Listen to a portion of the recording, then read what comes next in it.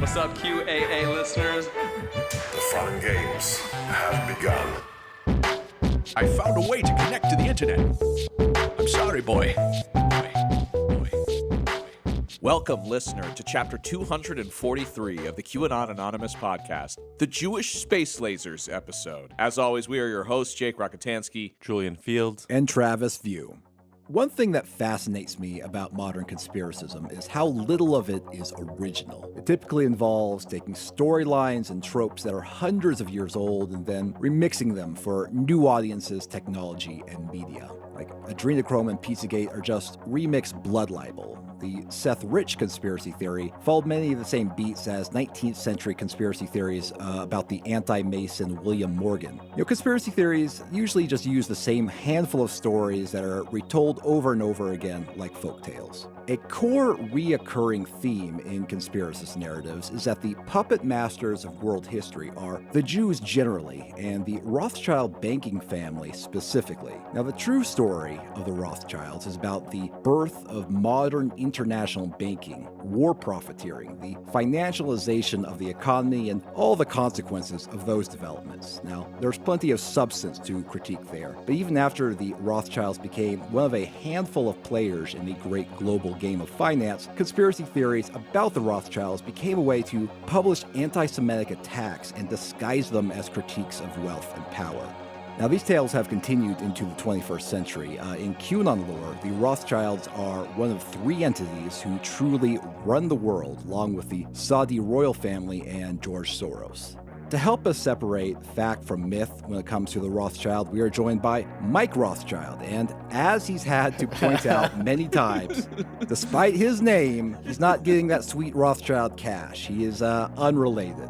You may know him as the author of the essential book on QAnon titled The Storm is Upon Us. His most recent book, coming out in September, is titled Jewish Space Lasers, The Rothschilds and 200 Years of Conspiracy Theories. Mike, thanks again for joining us. I am always happy to be here, guys. Well, I mean, it's fun for all, the four of us to, get together and talk. But let's be real, none of us are really happy to be here. I mean, the fact that we have to do this is appalling. But if we do have to do it, might as well do it with you guys. Your family has fallen from high that you would go from an international power broker to someone who has to write books about space lasers that don't exist. To somebody who willingly appears on podcasts.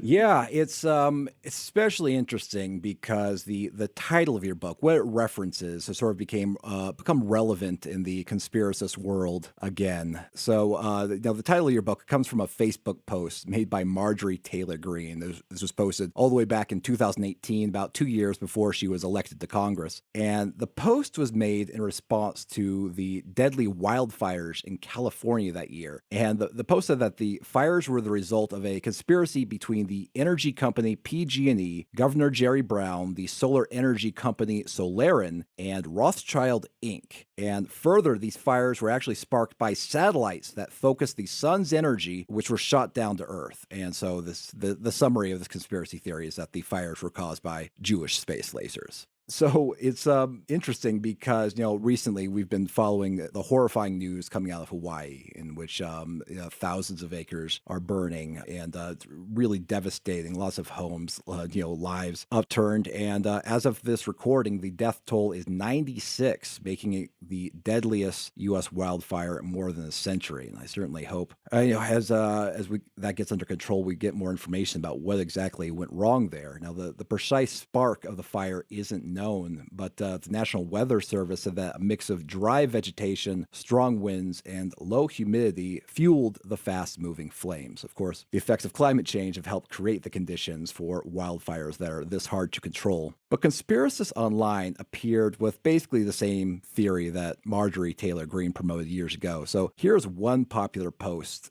from TikTok. This was a direct energy weapon assault on the people. And I say that because my friend in Hawaii, which I'm going to show this picture here, showed a laser beam coming out of the sky directly targeting the city. This is really important to be aware of because when we look back at Paradise Valley, when they had their fire, we see a lot of similarities such as the trees still standing, which is very interesting for a fire. Now, with this whole entire thing, the mainstream media is going to say that this is climate change and that we need to do better. But what's not going to be talked about is the weather modification projects which take place in the United States every single day, spraying aluminum and barium and strontium up into the sky, which, if you think about it, aluminum is a very flammable material, which could result in something like this. Aluminum is flammable. I mean, there's a lot here. Yeah. Also, the guy misspelled barium in his TikTok video. So, maybe not dealing with top-level geniuses here, maybe mid-level geniuses. Yeah, trees famously do not contain moisture. Why would they not burn down? In an alternate universe somewhere, an alternate timeline parallel to this one, somebody from far away took a picture of the fires and they went, wow, look at that. The refraction of the light in the camera makes it look like there's like a beam coming down. That's crazy. Isn't it crazy how light can distort photographs and stuff? Wild. I hope everybody's okay. And then that's the end of it. But in this reality, it actually is a laser beam coming from the heavens, a la some Roland Emmerich flick. Yeah. It doesn't really make sense to me because, like, if I was a member of the cabal that secretly ruled the world and I wanted to start some fires because this would help my agenda towards a one world government, I would just send in a minion with a bottle of kerosene and a big lighter. That seems like it would be like a sneakier plan than a light coming from the heavens. That's a little showier and ostentatious. I feel like people would notice that more than the kerosene bottle guy. Some of the young Rothschilds like to take the space laser satellites for joyrides. And, sure. They've been warned, like, please do not use the laser. We only use that for massive wars where it can be easily covered up. You can't just do it randomly on Hawaii. And, of course, youth, the folly of youth. They don't listen. I also hate this because, when they finally do, master this, the space laser technology, no one's going to believe them. No one's going to believe them when, we got a real boy who cried wolf situation here. I don't know. I'll still believe it. I miss the days when conspiracy theorists were like crusty old guys in a camper, out in the middle of nowhere on a, ham radio broadcast. But we've got this young, good-looking guy, nice haircut, clean white tee, on TikTok now sort of doing the same thing. It's the kids, they're not all right. No, they're not. Now, there was another viral tweet. This one came from a woman who claimed that she personally witnessed the attacks, and she doesn't offer a lot of details or evidence, but she does have a very emotional delivery, which probably helped her popularity. I have been trapped in Lahaina for the last 4 days, and I experienced firsthand what was going on there. What I went through is not important. I need to get this message out. This was not a natural disaster. This was a direct energy attack on the people and the place of Maui. If you know what lives there, what descendants live there, you know why. And you know why it happened on 8/8. And if this is not something that you believe, it's time to stop being a sheep. Unsurprisingly, you don't see a lot of native Hawaiians involved here. It's just a bunch of random...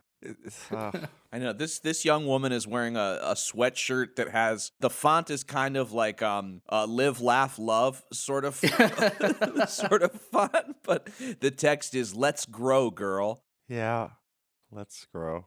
I mean, this whole situation sucks because it does feel like we're debating what caused the fire as the flames consume us. I feel like that's really going to be the history of the future of humanity. It also sucks because it feels like everyone kind of is really debating over the degree of teleology involved in the fires. Like a lot of people might say that, what happened is that because of, decades of geoengineering, we've been spewing a lot of extra carbon into the atmosphere, which is causing the climate to change in ways that are very unpredictable and hard to control. And that was done deliberately by people who knew what they are doing. And maybe they didn't know this exact fire would happen, but they were negligent or indifferent. And so that is the human intervention in these kinds of fires. But they take it a little bit more direct approach. It's like, no, someone pressed the big red button that said fire laser. And that's why, all this devastation happened in Hawaii. Well, sure. It's anything to not talk about the real conspiracy, which is the oil companies and the mining companies and the manufacturing companies. It's a cooler conspiracy with lasers and fire and secret evacuations and Oprah's burning down the forest so she can gobble up more land. And it's a conspiracy to explain a conspiracy that just lets most people off the hook for turning away from what's really been happening to the climate. Yeah, not to mention, I mean, if we're talking about Hawaii, of course, we got to bring up the military bases and the fact that the American military is the single largest contributor to carbon emissions in the world. So it's fun to look at the Rothschild family and the Jewish space lasers instead of, like you mentioned, the actual structures that are suicidally pushing humanity to the brink. I think there's a feeling of helplessness, when your average environment comes up against these, massive corporations or, these industrial entities. And it's almost like they want to feel even more helpless. And so, when you place the blame on a giant super weapon that is floating above the atmosphere, that is controlled by the government or, the secret cabal of elites, there's even less that you can do about that, Yeah, and that's what's really sad, I think, about essentially starting to become a literalist about the metaphors you could use to talk about the people who have power, who don't care about us, who are basically preparing for global warming, but they're preparing by making sure that they are going to be safe and that other people will be the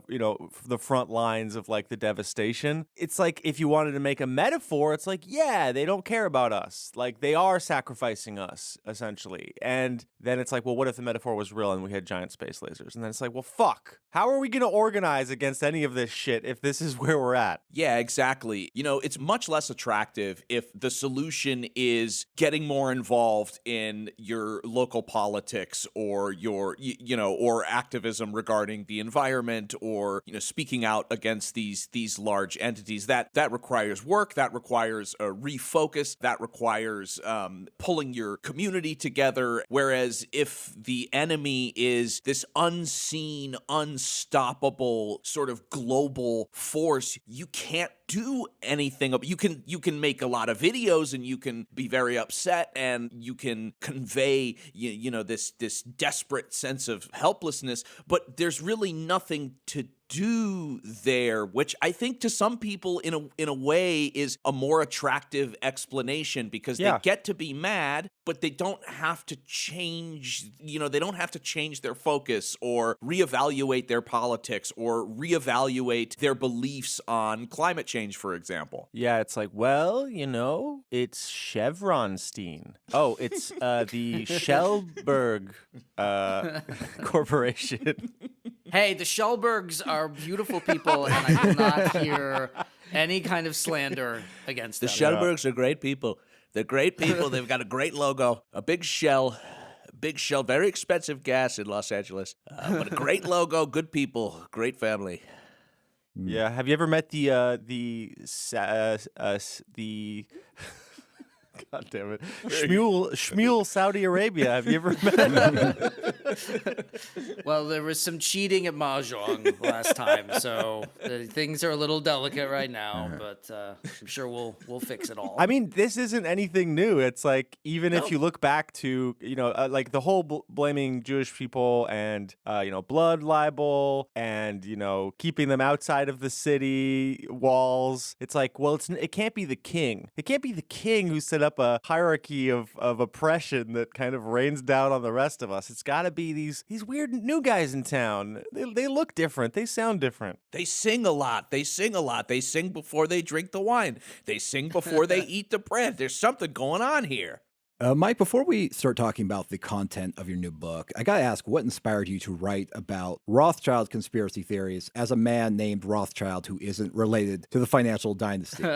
Masochism, apparently. Okay. No, Okay.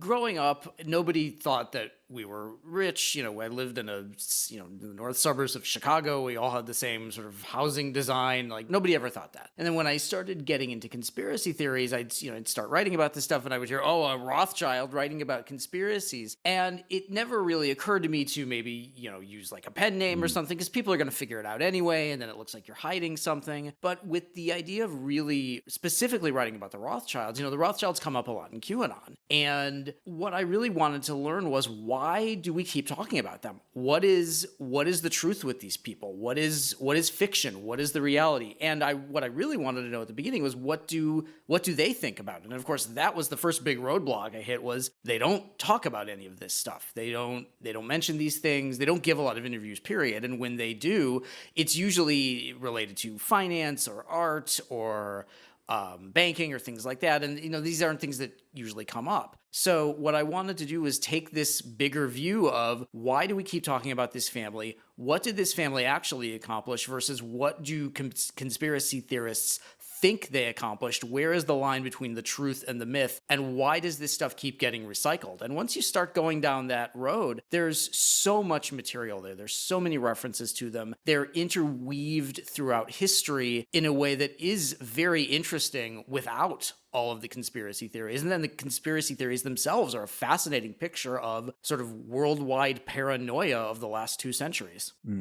As you point out in the book, you really can't understand Rothschild conspiracy theories without first understanding sort of stereotypes about Jews being good with money or greedy. And you talk about how these stereotypes stem from the fact that Jews did make up the majority of the money lending business in Europe. But this happened due to a combination of Jewish cultural values and the fact that they were shut out of Christian society. So how did that develop? Yeah, the early sort of union between Judaism and finance really happened out of necessity. A lot of Christian communities believed in the canon law prohibitions on lending money at interest. But at the same time, these big communities, and especially their royals, needed a lot of money. They needed money to build these churches. They needed money to build fortresses. They needed money to equip armies. So when you need money, but you can only get it from a certain group of people, that group of people tends to take on an outsized amount of power and an outsized amount of myth. So Jews were able to lend their own communities money. They were able to borrow from other wealthy Jewish families. A lot of them got into things like dealing in coins and metals. There was a lot of money changing going on. All of these different Holy Roman Empire states all had different currencies. So somebody needed to swap out this duchy's currency for that duchy's currency, and then they'll take a little bit off the top as well.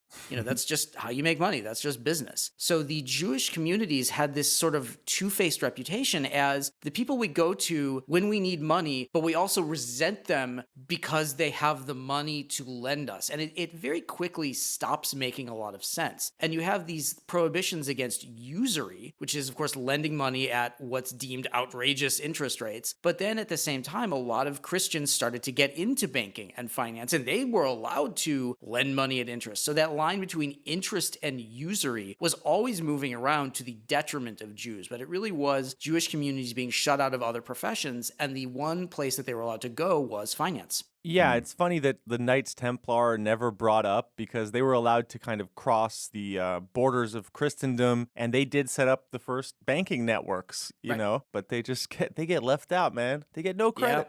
Yep. The patriarch of the Rothschild banking family is Mayer Amschel Rothschild. Now, he is someone who is genuinely, profoundly influential in the history of banking and business. So how did he get into the finance game? Sure. So Mayer and his descendants lived in the Frankfurt Jewish ghetto, literally called the Judengasse, the Jews' lane. It was a ghetto. It was essentially a very small, tightly packed, walled city. There were about 3,000 people living in it. And this became a center of commerce and finance in the free city of Frankfurt, which was one of the major parts of the Holy Roman Empire. So Mayer's family had started off as sort of small-time financiers. They sold coins, they sold textiles. Mayer's father, Amschel, had come up a little bit in business, and then Mayer went off to rabbinical school, but his parents both died, so he had to move back. And at a very young age, he essentially became the patriarch of the family. And he got into dealing coins, metals, making small loans, and he would become the court Jew for the crown prince Joseph Hess. So this was the son of the leader of the Holy Roman Empire state of Hesse-Kassel. And as such, he began to get access to more money. He began to make bigger loans. He began to expand his trade outside of Frankfurt. He got to travel a lot, and he started to slowly accumulate a small but growing financial empire. And he then brought his sons into it. He had 5 sons and 5 daughters. His oldest son, Amschel,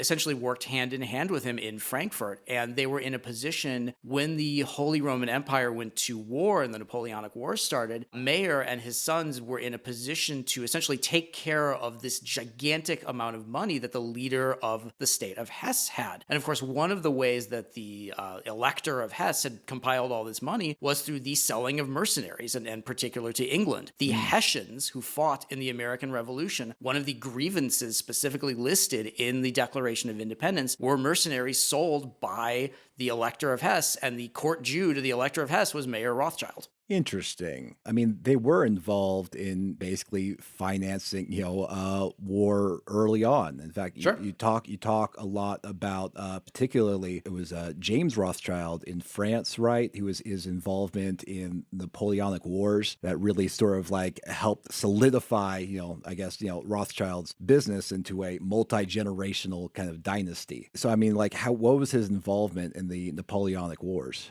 Sure. So in the early 1800s, Mayer's other sons began to leave Frankfurt and go to the other financial capitals of Europe. James went to Paris. His son Nathan first went to Manchester to get into the textile business there and became extremely wealthy very quickly, and then moved to London. So when the Napoleonic Wars really hit their stride, France was blockading the continent. And the armies fighting against Napoleon desperately needed money, in particular to pay a lot of their mercenaries. These guys wouldn't fight if they weren't paid. So the Rothschilds essentially set up a system to funnel the treasure of the elector of Hesse and to make loans to powers on the continent through gold. So gold was being smuggled back and forth across the English Channel in a system put together by Mayer and by Nathan. And the Rothschilds made a gigantic amount of money doing this. They made commissions on the gold they sold. They bought and sold bonds. All of this was above board because the forces fighting Napoleon desperately needed money. They needed a huge amount of money. There were millions of men on each side. So the Rothschilds essentially put themselves in a place where they were the financial backers to the opposition to Napoleon.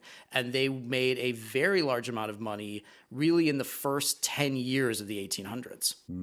The most enduring legend about the Rothschild family centers around the Battle of Waterloo. So there are lots of variations of the story, but the core of the story is that Nathan Rothschild somehow got early news of Napoleon's defeat at that 1815 battle and then capitalized on this information before the rest of the world learned about it. Kind of international war insider trading. And now the specific details about how he learned it and how he capitalized it apparently is told differently in different variations of the story. But like, how exactly has this myth been expressed, and like, is there any substance to it? So there are a number of different versions of this story, and the first is also probably the most implausible, but it's also the one that really caught on the most in the conspiracy world, which was that Nathan was actually at the battle. He was watching the combat between the forces of Napoleon and the forces of Wellington. He was so close, he could smell the cannon smoke, and he could, see the anguish on the faces of the wounded men. And he was looking at the battle, and he saw that Napoleon was about to lose. So he, as this story goes, he jumps on a horse, rides at midnight across Belgium, gets to the port of Ostend, bribes a terrified sailor to brave a once-in-a-century Channel storm to take him to London. He lands in England, he gets to London, he's so exhausted that he goes to the London Stock Exchange and he slumps against his favorite pillar, and the other bankers look at his disaffected affect and his exhaustion, and they say, "Oh, Napoleon has won, we have lost the Battle of Waterloo," and they panic and they start selling their bonds. But of course, Nathan, being the crafty Jewish financier, knows what's going on. He's giving secret signals to his agents to buy up all the depressed bonds. He buys all of these completely devalued bonds. Then the real news comes that the forces of Napoleon have been defeated and the British and the Prussians have won. These bonds skyrocket in value, and Nathan Rothschild is suddenly the richest man in the world, and he controls all of the British money supply. Now, none of this happened. There is no historical record that any of this took place. Ah, shucks, that's such a good Yeah, story. I know it is. It's a great story. It is a great story. And it's a very cinematic story. It's a story that lends itself to a lot of really unnecessary detail. But this is the story that really emerged in the second half of the 18th century. And as it kind of grew, as it mutated, as the Rothschilds started to push back against it a little bit, some of these details kind of got sanded off. People stopped believing that Nathan himself was at the battle, but that one of his agents was at the battle. There's all these stories of like sea captains and storms and midnight rides, and none of this stuff happened. It is entirely fiction, and the best that Nathan did was probably make a very small amount on buying up bonds, probably in the aftermath of the battle. But there is no evidence that he or anybody made this gigantic fortune off of the news from Waterloo. It's just totally implausible. Mel Gibson's Nathan, the real story. Oh yeah. You know, Mike, this is one thing that I noticed while I was reading your book. I haven't finished it yet, I'm sorry, but I've been reading it, and one thing that I noticed is how cinematic so much of it feels, especially when you're talking, even in the opening, when you're talking about this story about, Anna de Rothschild sort of, it feels like, it felt like I was reading like The Great Gatsby, and you really get a sense when you start reading these conspiracy theories in text, like within the book, before you go on to debunk them, just how much like a action movie or a spy movie or a Mel Gibson, a Civil War era epic these stories feel like. And it was striking to me, sort of coming to the realization that so much of these things, it's like, oh man, well that would have been cool. Oh, that's an interesting story. Like, oh, that makes things feel more exciting and meaningful. And you really get a sense for the power that the mere story generators of a lot of these conspiracy theories they thrive off of. Yeah, there's a reason why these conspiracy books sell in such big numbers. There's a reason why these conspiracy movies do so well. These stories are big and they're epic and they're involving like battles and money and palaces and gold and storms and horses. This isn't kind of small town chintzy stuff. This is big world changing stuff. And the Rothschilds are at the center of a lot of it because they really were at the center of a lot of it. So it feels plausible and it's fleshed out with these very big epic details. And it's great storytelling.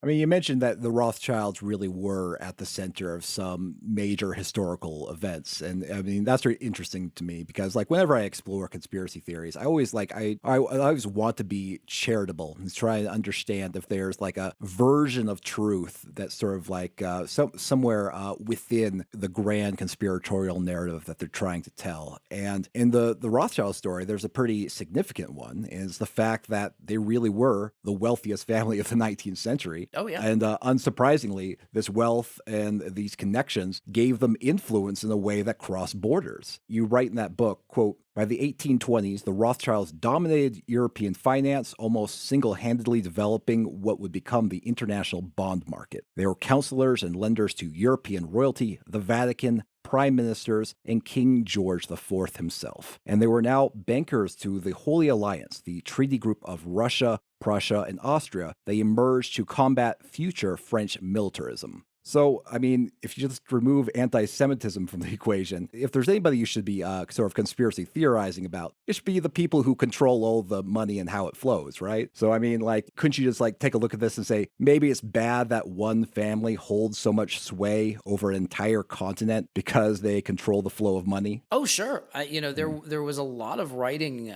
and satirical cartoons about the Rothschilds in the early part of the 1800s that really did, posit them as these kind of controllers of Europe's destiny. They were satirized in some of the biggest works of the time. They were written about almost as like kings of kings. There was a lot of ambivalence about how powerful they were. They had this role not just as lenders but as peacemakers. And if if two nation states are going to go to war with each other, we'll just get the Rothschilds involved and they'll broker some kind of deal. And there is an enormous amount of power. And with that kind of power comes scrutiny, comes rumor mongering, comes whispers, and especially especially because they were so conspicuous in their wealth. They had these giant palaces, they had these giant gardens, their name is everywhere. So it's totally understandable why there was a lot of ambivalence about the Rothschilds. But with a powerful Jewish family, and especially one that is very public in their Judaism, they didn't convert, they didn't push aside that part of their life. The whispers and the rumors very quickly curdle into anti-Semitism and conspiracy theories. And it's a very almost natural process when that happens. I mean, another element of truth to the Rothschild conspiracy theory is that they used their wealth in ways that were abusive and shaped history on multiple continents, though sometimes in ways that anti-Semites might not have a problem with. So in your book, you specifically discuss their role in the colonization and plundering of Africa through the financing of the white supremacist Cecil Rhodes and the De Beers Diamond Company. So how did they assist those projects? Yeah, it's another, I think, under-discussed aspect of their history, that they were involved in a lot of colonization and a lot of the plundering of these nations. There's a lot of sort of grabbing at resources that this family did. They had the biggest copper mine in the world. They had diamond mines, they had ruby mines, they had nickel mines. Now, they don't anymore, but they did at the time. And with Cecil Rhodes and De Beers, N.M. Rothschild, which was the British firm that sort of emerged in the mid-1800s, they were one of the biggest financiers of Rhodes, excursions into the diamond business. They were a big financier of De Beers. There's letters that are written by Rothschilds, going back and forth to what was then known as the Cape Colony in South Africa, sort of giddy with these finds that they made and the cracking down on dissent. It's very ugly stuff. Now, the Rothschilds eventually did kind of wash their hands of Cecil Rhodes when there was an incident called the Jameson Raid, where Rhodes's troops, basically militarized police, attacked a group of natives. Essentially, there was a riot and there were a bunch of people were killed. The Rothschilds kind of backed off. They really didn't share his kind of all-out colonial ambition. But yeah, there's a lot of financing there of some very, very ugly stuff. You trace the origin of Rothschild conspiracy theories to a deadly train derailment in 1846 in France, as well as an anonymous pamphleteer who just went by the name Satan. Apparently, because of the Rothschilds' actual financing of the war against France, there was a lot of bad blood between many of the French people and, I guess, Jewish people generally. So how did Rothschild conspiracy theories, as we know, kick off? Yeah, and it happens in 1846 in Paris, and it's a very particular time and place, because a couple of years later, you would have the revolutions of 1848, which were these socialist spasms against ruling governments and against the wealthy. And in particular, there was a lot of anti-Jewish sentiment in France and a lot of anti-Rothschild sentiment. So I believe it's in May of 1846, a train derails north of Paris, and it's on the Nord Line, which is a line that was founded and owned by James de Rothschild. And the numbers of people who die kind of vary, but there's a number of deaths, there's a number of injuries. The accident is written about in these very lurid, almost kind of pornographic details in the papers of the time. There's severed limbs and like a son holding his mother's guts and things like that. It's kind of very graphic, very attention-getting kind of detail. And that incident is then mixed up with the Battle of Waterloo by this French pamphleteer named Dernevale, who went by the name Satan. And this guy was basically, you could maybe call him like a blogger of the time. Very anti-rich, very scabrous, making a lot of accusations. This pamphlet that accuses James de Rothschild of this cheapness and this pettiness and not caring about people who die on his train line, and then adding Nathan Rothschild having attended the Battle of Waterloo and exploited it to take control of the British economy, mixed very well with a lot of the anti-Jewish and anti-wealth sentiment that was going on in France at the time. And this exploded. This kicks off a pamphlet war in Paris. This pamphlet, The Curious and Edifying History of James, the King of the Jews, sells like 60,000 copies. There are response pamphlets to it. There are anti-Rothschild responses to the responses. It goes all over Europe. So this really starts this spasm of anti-Semitism that also gets wrapped up in this sort of strange quasi-occult incident incident called the Damascus Affair, where the Rothschilds get involved in a blood libel incident in what's now Syria. So there's a lot of historical animosity that boils over to the surface, and you find that these spasms are very cyclical. They will explode, then they'll die down. Then in another generation, they'll explode again, and then they'll die down. And you can see that happening over and over and over as we go on, as the public kind of needs a scapegoat. They're always going to come back to Jews, and they're always going to come back to the wealthiest of the Jews. Yeah, I think it cannot be overstated enough how your conspiracy theory is far more popular and has, much greater impact when the narrative is based on something that people already believe. Yep. Sure, every now and again you might get, you might have a new song, a new album that does really well and people go like, oh yeah, hey, like their new stuff is like pretty good. But, everybody just wants you to play the original hits from like the 1994 album. You know what I mean? Yeah. Nobody wants to hear, the new song by The Who. You want to hear You Won't Get Fooled Again. Yeah, exactly. Yeah, it's a recycling of these tropes, and the details change and the amounts of money change, but the idea that they did this to us is always going to be popular because there's always somebody who's upset about something and needs somebody to blame for it. I hope you can help me make sense of one of the more baffling conspiracy theories I've seen sometimes, and that is the accusation that the Rothschild family had a role in the founding of the United States.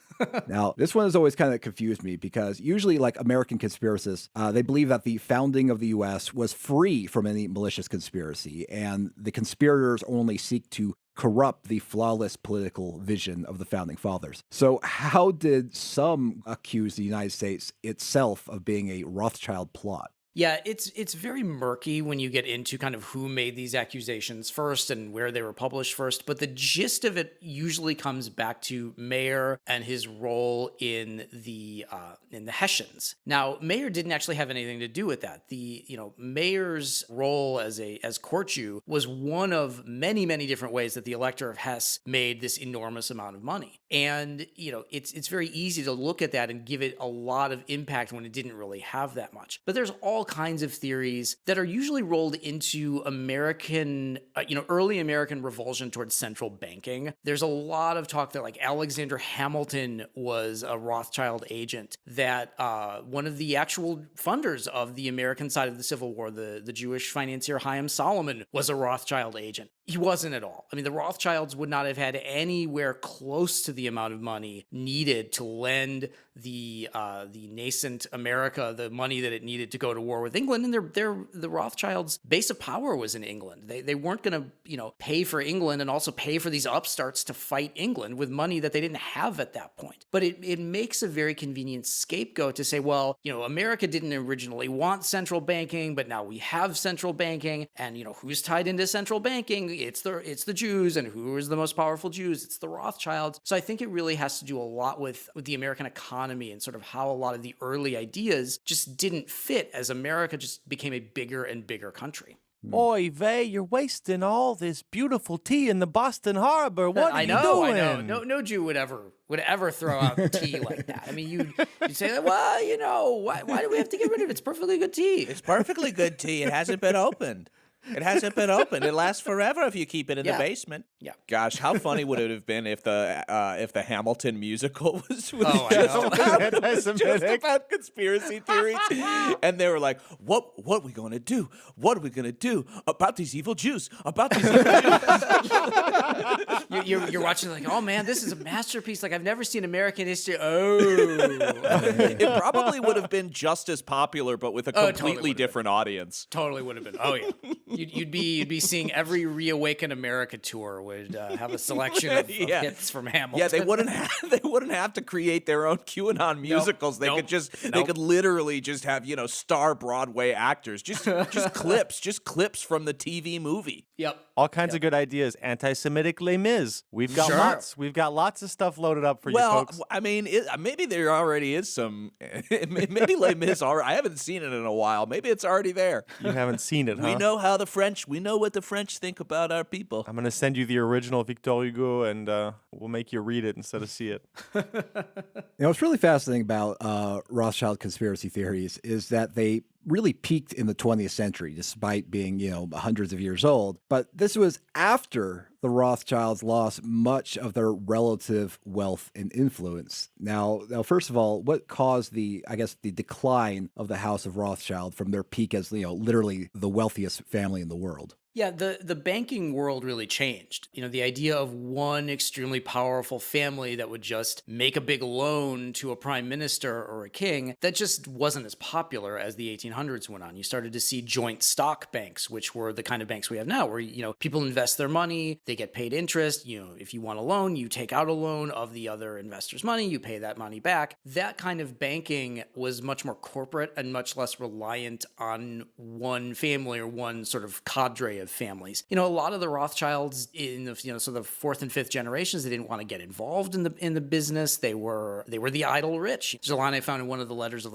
they thought bankers' hours were clocking in at 10 and leaving at 2. The family just didn't get that involved. They had a lot of trouble maintaining some of the houses. The Frankfurt house actually closed. The Naples house closed. So you went from 5 houses to 3 houses. They had a lot more competition. The idea of just lending a bunch of gold wasn't as popular anymore. And they started to sell off a lot of these interests. They sold off the diamond mines and the nickel mines. The railroads got broken up.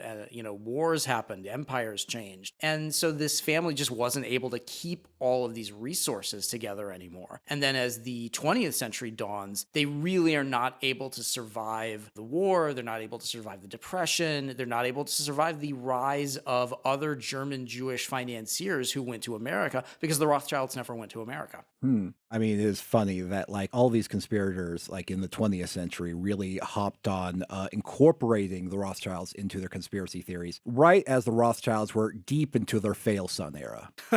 Yeah, basically. I mean, as the Rothschild banking empire basically became much more reputation than empire, they got rolled into more and more conspiracy theories that not only weren't true, they just weren't even possible anymore. But they were so well known that they were just really easy to point to and say, it's them, it's the Rothschilds, they're still doing it, when there were many, many more people who were much more powerful by that point. I mean, how did myths of the Rothschilds get wrapped into, more general anti-Semitism in the 20th century? Because I understand these kinds of myths were also an international affair. Oh yeah, they're all over the world, and a lot of it has to do with the interwar period, and the period between the First World War and the Second World War. The worldwide economy slumps, and it's very easy to blame the Jews for that. And then in one particular instance, one of the major banks that failed in Austria, and I write about this a lot in the book, the Austrian bank Credit Anstalt, was actually founded by the Austrian heir of the Rothschild family, and his heir Louis de Rothschild was actually taken hostage by the Gestapo, and he was held for ransom, and a lot of Nazi papers at the time wanted him to personally make good on all of the losses around the world because of the failure of this one Rothschild bank. And you had the isolationist movement get involved and look at the sort of encroaching of war as yet another way for the Rothschilds to pit all of the sides against each other, make money through usury. It became very popular to blame Jewish bankers for what was about to happen, despite what was already happening to Jews in Europe at the time. Yeah. Actually, I was doing some independent research before this interview. I found a really interesting article in the New York Times from 1937, and it's headlined "Rothschild Linked to Marx by Nazis." Yep. And it's subheadlined, "German historian terms the two brothers in blood and spirit." So that's some real horseshoe theory going on here by the Nazis, saying that Karl Marx and the wealthiest banking family are all part of the same cabal. Right. And you have that kind of linking of these two extremely different philosophies together because you're pandering to people who believe that the Rothschilds are capable of anything. You get some of this in the 70s. This guy, John Todd, who was this sort of anti-Satan crusader who believed that a Rothschild had funded the writing of Atlas Shrugged. I mean, of all of the things that do not mix together, it's very easy to go, well, the Rothschilds can do anything. anything, so why wouldn't they do that? It completely makes you leave your senses in a lot of ways. Yeah, it's really funny to imagine Karl Marx. He's like, well, it seems like the Rothschild family's not doing so well. They're not rich anymore. We're losing power. You know what? All of capitalism is bad then. That's that's why I think these things, you know? And now we have to deal with, of course, his great-grandson, Bernie Sanders. You know, these darn leftist Jews. Yeah. And it just, the Rothschilds and Jewish power just become the through line in ways that don't even make any logical sense. But of course, the people who believe this stuff, they don't want it to make any sense. It doesn't matter to them if it makes sense. It's just believable in the worlds that they've created. I sometimes wonder if even just the powerful, like, sound of the name itself, because, you know, Rothschild is actually, it's not like a Millerstein or a Schulberg or, you know, something that is traditionally, at least, you know, that has that sort of easily, you know, identifiable sort of frenetic connotation. And I don't know, to me, there's almost something frenetic about the conspiracies and the power and the evilness sort of ascribed to them. Yeah. It's a name that, you know, because of all of the history, it has this mystique to it. It has this aura to it. You find that a lot in a lot of the biographical writing about the family. Just that the name has this kind of aura of power and wealth. And I think, you know, going back to the Anna de Rothschild, you know, the fake heiress who infiltrated Mar-a-Lago, she was able to get in because of that name. And people are like, oh,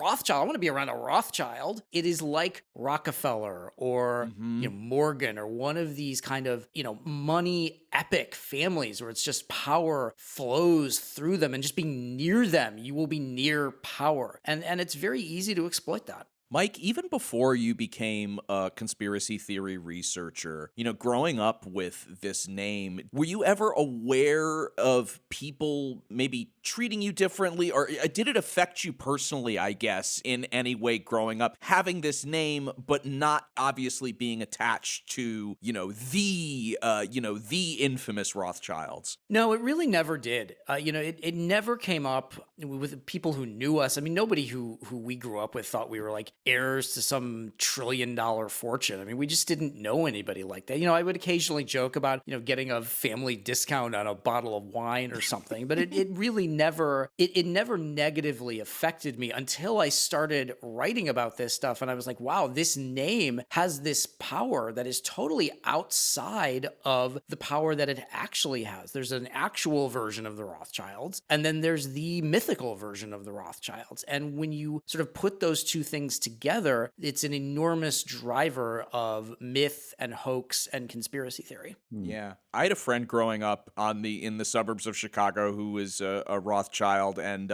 never thought about it. Just never. I think, especially within, you know, Jewish communities and, you know, your friends, your parents' friends, it's a non-issue. It's not even something that gets brought up. It's only when you start interacting maybe with folks from different backgrounds who have potentially maybe heard some of these stories, or, you know, like, for example, I remember when Titanic came out, that there was people talking that were saying that, oh, this was a plot, and J.P. Morgan, you know, had the Titanic sunk because the Rothschilds were on board. And that's actually, there were no Rothschilds aboard the Titanic. Is that right? Right. There were no Rothschilds. The only person whose name was Rothschild was the uncle of Dorothy Parker, who was not related to the Rothschilds. Her last name at birth was Rothschild, but she wasn't related. He wasn't related. Totally different part of Germany. There were no Rothschild bankers on the Titanic. There were no Rothschild bankers involved with the Federal Reserve. There's no reason why there would be. The Rothschilds didn't have anywhere near that kind of power in the United States at that time.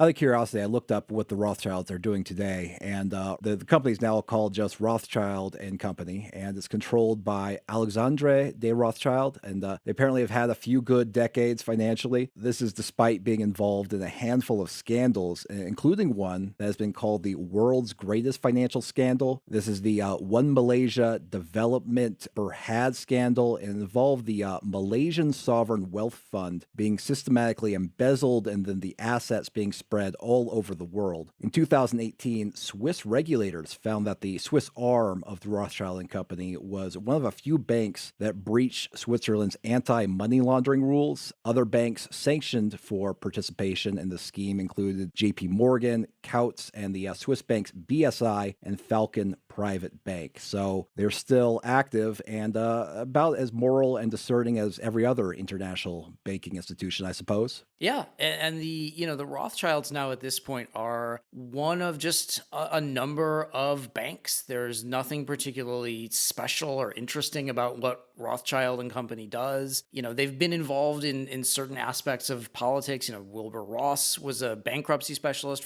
it was then called Rothschild Inc. Emmanuel Macron worked for Rothschild for a while, but there's nothing about them that is any different than any other major bank. There's no Rothschilds on the Forbes richest list. The family just doesn't have that power. The two remaining houses after the Second World War were the British House and the French House, and they started letting non-Rothschilds become partners. They merged. I don't know exactly kind of what the status of that merger is, and it's not something I pay a ton of attention to. But now they're just another bank, and the people who think, well, they're above the law, well, not really. They've been sanctioned by the IRS. They've been sanctioned by international authorities. They do the same stuff every other major wealth driver does. There's nothing that interesting about them anymore. All we're really left with now is the myths and the mystique. Apparently, the other thing that their good fortune has allowed them to do is take their operation private. They apparently have had to rely upon some private equity to keep their operation afloat. But there's a Reuters report that talks about their trying to make their whole operation, off the markets. And it says that, quote, the take private move would shield the group from the day-to-day scrutiny by the markets. So, yeah, it's one of those things, it's frustrating. I'm really curious. When you're researching this, and whenever you're researching, I guess, generally conspiracy theories about powerful or influential people, and you're trying to, try to have a discerning eye and being generally faithful to what the facts bear. You ever get concerned that maybe you're just really just doing PR for these powerful people?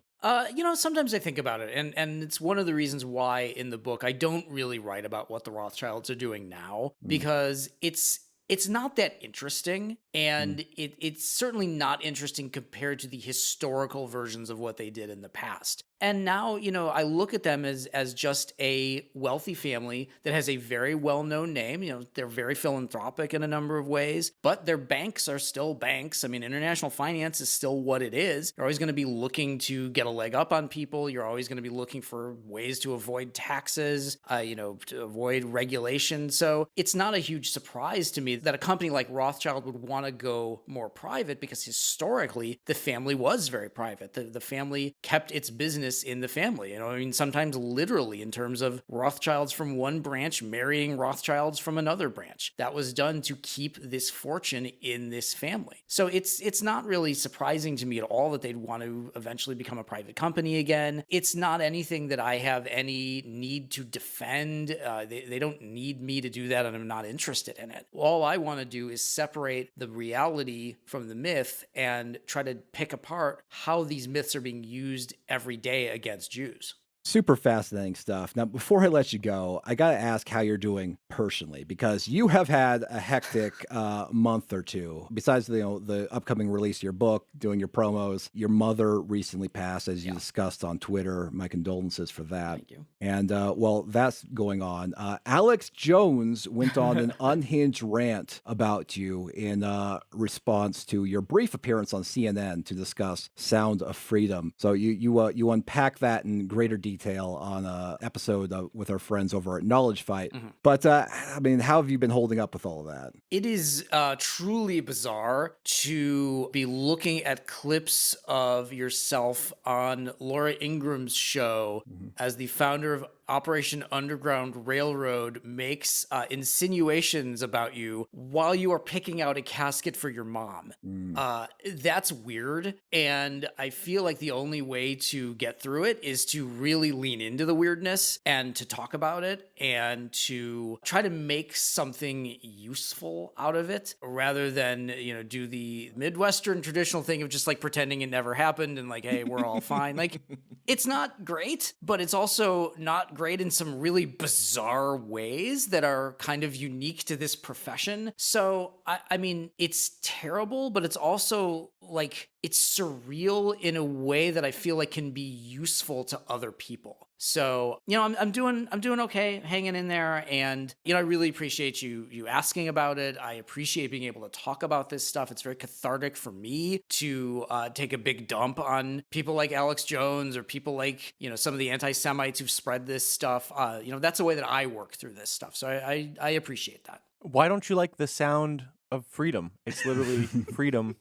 and you hear it, and it's good. Well, as I've been told many, many, many times, God's children are not for sale. I've heard also never trust a pedophile. Yes, I've also heard that too. I'm wondering, all these people who think my hard drive should be checked. You are going to be super disappointed to find old book drafts. And what's been so interesting about that is the response to this movie has led to a response to a response. Mm-hmm. It's entirely too meta for my taste. And so like going on Knowledge Fight and like listening to me being listened to by Alex Jones, it's a lot. And it's like, I feel like I'm the kind of person who I've waded through enough tunnels filled with shit that I can handle it okay. And like, it's almost like appropriate. Like, of course this is all going on at the same time. So let's just do a podcast about it. Like, why wouldn't I? I think it's really interesting to, one, study conspiracy theories, but then hear conspiracy theories about yourself. And because you're you and you know your life and you know what you've done, it's weird to hear other people say things that you know aren't true. And, we have to deal with that a lot just in day-to-day life, but to have it then displayed in this very public forum is something that a lot of people don't have to really deal with. And it is bizarre. It's got to feel, there's got to be like some kind of disassociation there, because it's like, your life, what you've done, what you're into, what you're not into, or whatever, what your connections are, what they're not. And to hear somebody so confidently say something that is so wrong about you, and nobody will ever really understand that because they're not you. They might hear your response and go like, oh yeah, well I trust that guy and I definitely don't like Alex Jones, so yeah. But to yourself, to watch somebody so confidently be so wrong about you is a very weird thing that not a lot of people, I think, have to experience on this like very, very public sort of way. Yeah, it is. It's truly bizarre to read the things that people make up about you, and you have to be careful to not gaslight yourself. You have to be careful to remember this is not true, to remind yourself that my life is much more boring than whatever version of it these people are making up for themselves, because they're making up a version of me that does not exist, that never has existed, that never will exist. And at some point, it's almost like it becomes their problem. I can't change how other people feel about me. I can't change the reactions that people have to me telling the truth about something like Sound of Freedom. That's on them. That's not about me. And when you realize that it's not about me and there's nothing I can do about it, and that responding to it is in many cases the worst thing you can do to it, I really understand how the Rothschilds have handled a lot of this stuff by just not talking about it. There's nothing that they can say. A Rothschild heir, saying, well, we don't have $500 trillion. And of course, the conspiracy theorist is going to go, well, of course he has to say that. That's not true, but he has to pretend that that's true. There is nothing you can say, so you just say nothing. And I think that applies to other aspects of life as well. To not let what other people say about you inform how you feel about yourself. I think that's really, really important, and I'm glad that you touched on that. Yeah. You have to stay confident in what you believe, what you know to be true about yourself, and what you know to be true about your work. You have to just not let it get to you. Because when it gets to you is when they win. When you just laugh it off, there's nothing that they can do other than just keep saying it over and over, but it loses its punch. Yeah, I would simply laugh it off as I kind of hunched over and rubbed my hands together. Yes. Yes. Julian, I can make that joke. You can't. Tent my fingers together and, ponder what I'm going to do with my next trillion. Well, we're glad you're doing okay. I mean, yeah, for sure. I mean, I feel like, you know what? Now that Alex Jones is like talking all kinds of shit about you, you could probably get away with a couple of financial crimes and be like, what are you? I probably could. What are you with Alex I Jones? totally could. You believe his shit? No, I didn't do this. Could get away with some light embezzlement or... Yeah. Just don't pay your taxes for like a few years. That's the rule. Yeah. When Alex Jones talks about you, you don't have to pay taxes that year. So thanks for joining us, Mike. That book is Jewish Space Lasers, The Rothschilds and 200 Years of Conspiracy Theories. When is that coming out? That is out September 19th. I'm going to be doing a few events for it that I will tweet more about. You can pre-order it in hardcover or Kindle, and I think very soon an audiobook. You can get that wherever good books are sold, and pre-orders are a huge, huge part of determining a book's success. So if you are interested at all in the history of anti-Semitism, the wacky world of conspiracy theories, I would encourage you to go check it out, and I do not think you will be disappointed. All right, Mike, and other places people can find you. I know you're still at Twitter or X, whatever it's called now. I won't call it that. All right. I'm still on Twitter. Still, fighting the good fight there. Tried out a couple other places. Nothing's really sticking. I don't want to be online enough to have a presence on more than one social media site that does the same thing. So I don't know. Maybe that's like a weird line to have. No, but, fair. I already, I spent too much time on Twitter already. I don't need to also spend the time on Blue Sky and Mastodon and Threads. Like, I have actual work to do, and Twitter is great and I love it, but it's not the thing that sells books. So I'm still there, and you can find me at Rothschild MD, and that's what I'm doing. All right. Thanks, Mike. Yep.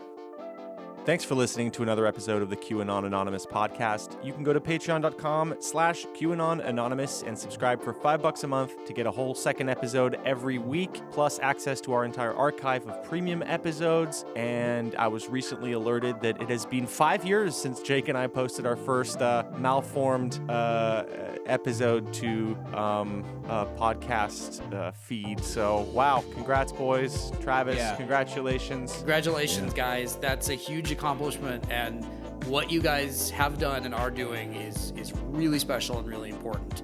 Thanks, man. Yeah, congrats on 5 years. Thank you, Michael. Thank you. Jake, thank you for originally, falling down a rabbit hole that would then pull all of us down there with you. Yes. And Travis, congratulations on lucking your way. Basically kind of almost like, I would say, weaseling your way into a big success story.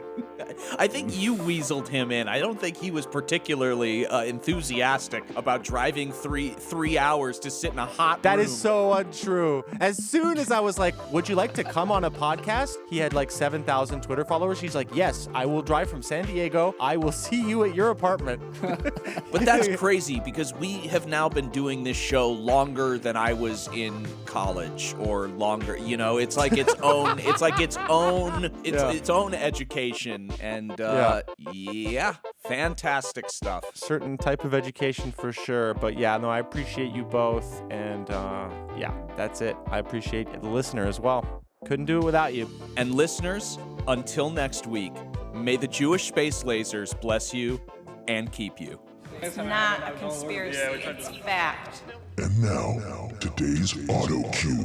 There has now been a Facebook post from 2 years ago uncovered where Marjorie Taylor Greene appears to be talking about some kind of secret Jewish-controlled space laser that may be responsible for wildfires. Let's take a look at it. This is from November of 2018, where Greene said, I'm posting this in speculation because there are too many coincidences to ignore, and just putting it out there from some research I've done, from my curiosity over PG&E stocks, which tanked all week, then rallied Thursday night after California official announced they would not let PG&E fail. I find it very interesting that Roger Kimmel, on the board of directors of PG&E, is also vice chairman of Rothschild Inc., international investment banking firm. I also find it interesting the long history of financial contributions that PG&E has made to Jerry Brown over the years, millions spent in lobbying. What a coincidence it must be that Governor Brown signed a bill in September of 2018 protecting PG&E and allowing PG&E to pass off as most of fire responsibility to its customers in rate hikes and through bonds. It also must be just a coincidence that the fires are burning in the same projected areas that the $77 billion high-speed rail project is to be built, which also happens to be Governor Brown's pet project. And what are the odds that